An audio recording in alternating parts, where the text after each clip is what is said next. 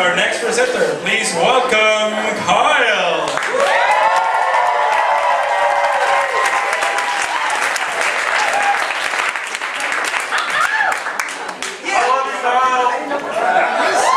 This might not go very well because I'm a person who stutters.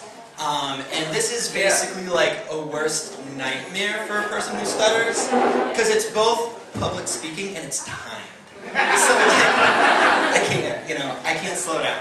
But it also might be fine. I don't stutter that badly. There might even be people here who haven't heard me stutter, or at least they didn't think it. And oftentimes I hear, "Oh, I just thought you were thoughtful when you pause in the middle of a sentence." I am not a thoughtful person. That's because I'm stuttering. And I'm not going to try to explain it to you because it's just weird. It does not make sense. It's not a logical thing. It's just weird. But there's a metaphor that I think could help you to understand how it feels. If you're fluent and you talk, it's like going on a hike on a really smooth path. You don't have to pay attention to where you put your feet. You're able just to walk without paying attention to your path. If you stutter, that's not how it feels. You have to pay attention with every step, with every word. And on a good day, it's like going on a walk on this path, and on a bad day, it's like over here, where every word, every step, you just aren't sure what's going to happen with every word. I've stuttered my whole life. I stuttered from right when I began to talk. And my mom actually is a speech pathologist, and her specialty was not in stuttering, but she knew enough to get me into early interventions. And I started to go to speech therapy from a very early age. And the goal of it was to help me to not stutter. So I practiced words like rain, radish, rash. And if I could say it fluently, that was good. And if I stuttered on the word, well, that was not good. I learned techniques like easy onset, which is when you come down easy on a vowel so that it's not a block. Or blending. Marilyn Monroe actually stuttered, but she just spoke like this so she wouldn't as much. I don't do it because I think it's too sexy.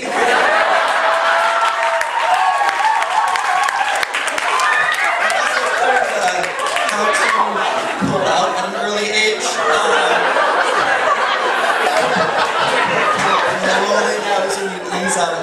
Ease out of a stutter. Or cancellation is just when you start over. So I learned these skills, and the goal was to help me not stutter.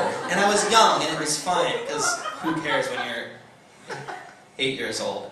But then, like, puberty happened, and I realized, ooh, I'm different, and I'm not different in a good way.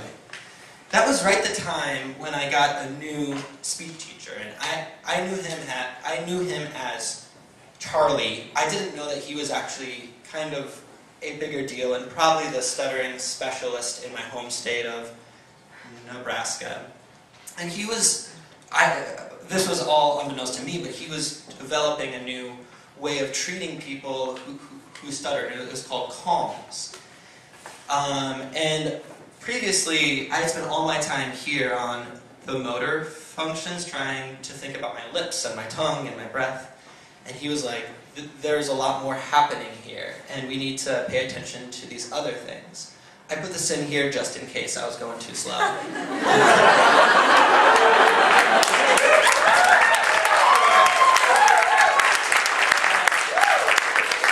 And I think he saw in me that I had these skills, these techniques, but that there's a lot of emotional stuff that was unaddressed. And so when I met with him for the first time, we just talked about feelings, which I thought was weird because that's not what speech therapy is. We wrote stuttering on a piece of Play-Doh and then I smashed it, and that felt really good. Or I drew a picture of a monster, and I talked about how it felt like here when when I stuttered in class or in front of a peer. We met for years, and I never felt like my job was to fix my speech. My job was just to talk with him, and we would talk about things that I cared about, and if I stuttered, then okay, he would give me a reminder, but it wasn't the end of the world. My mom did this other thing which I thought was important. She made me speak, and by that, she made me stutter in public. There was this one time that we're at Hardee's, and I was hungry because I'm like a 12-year-old boy, and I really wanted a number 2 cheeseburger, and I knew I was going to stutter, and I begged her, "Mom, please just order it for me." And she didn't, which I'm sure was hard for her. And I go up there to order, and I just go I'd like a for like a minute.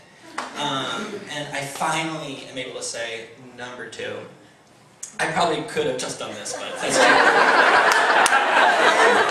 and it was horrifying, and it was mortifying, and I was so embarrassed, and I was ashamed for 3 minutes. And then I got a cheeseburger. I was like, oh, I got a cheeseburger, okay. I don't want you to think that it's happily ever after. I'm not up here gonna say I've totally accepted how I speak.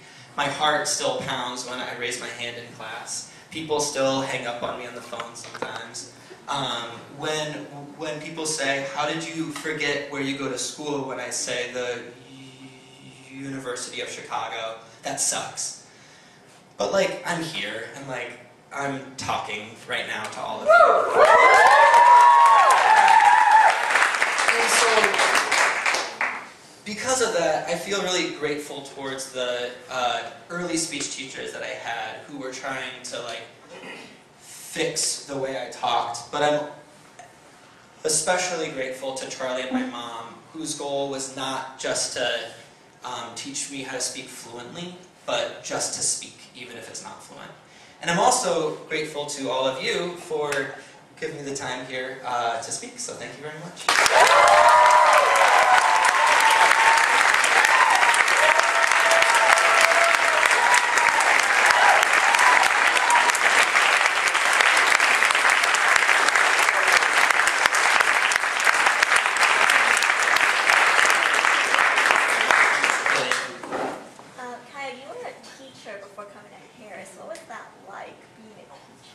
Yeah, so for the previous 6 years I was an 11th grade teacher. I would start every year saying, "Hi, I'm Kyle," or Mr. Kyle. And I'd say a few things about me, and then I would talk about how I stutter. And usually it wasn't a big deal. It was actually kind of neat.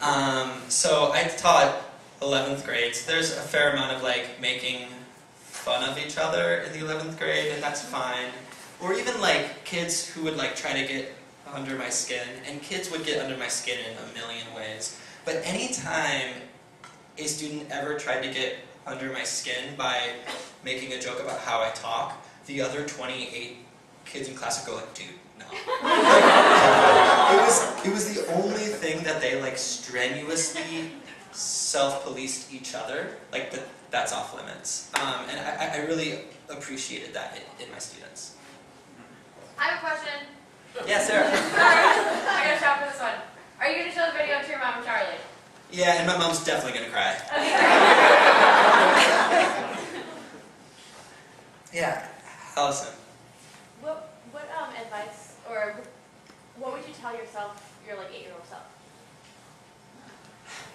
Well, when I was 8, I didn't care, but my 11-year-old self, honestly, what I would tell him is that, and I think this is true of a lot of kids when they are 11, they think that their struggle, they're the only person in the world who has a hard thing.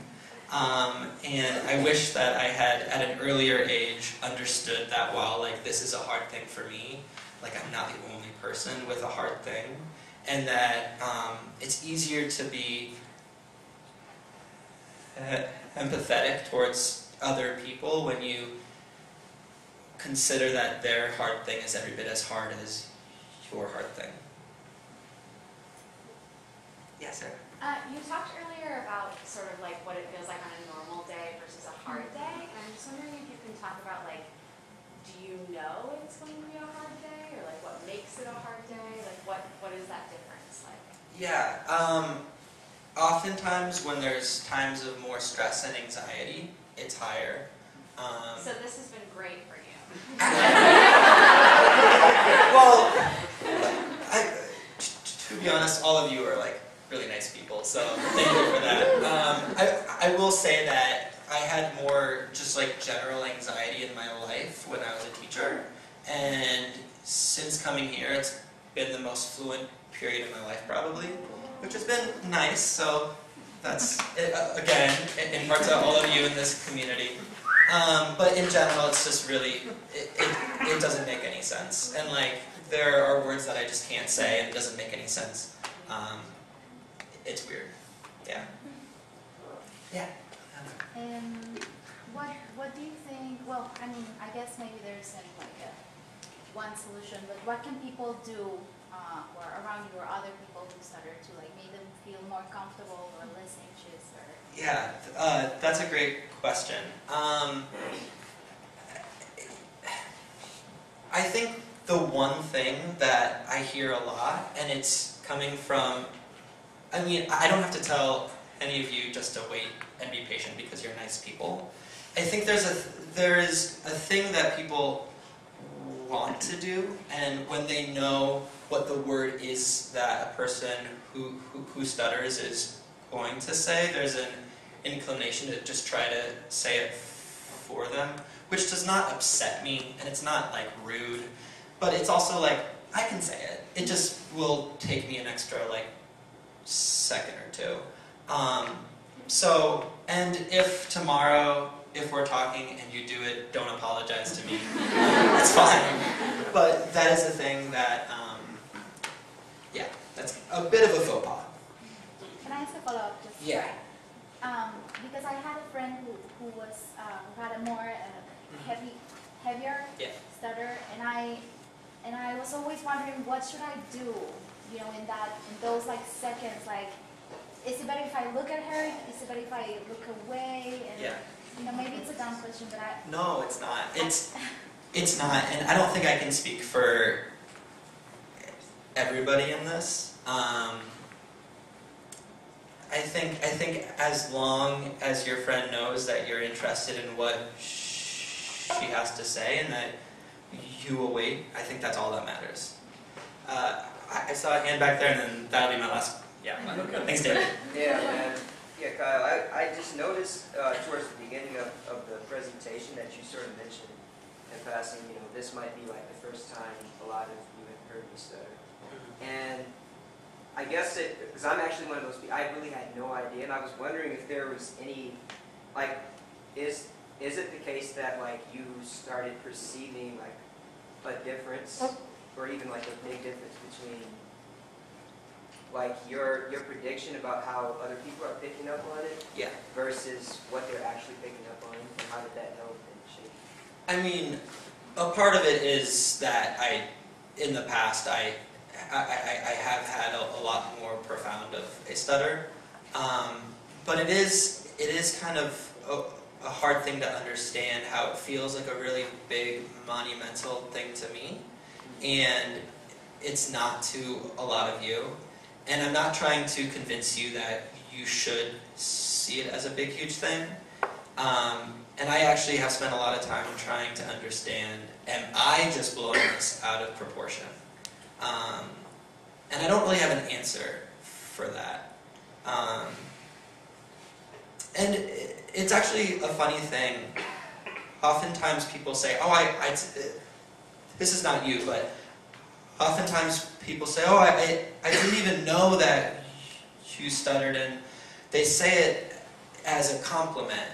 And it's kind of like, I get it, but it's also like what I hear from them is like, this core part of who you are, I was unaware of it, and that's a good thing. And that's been a thing that I don't really know exactly what to do with that, but hopefully in another like 20 years I'll have an answer.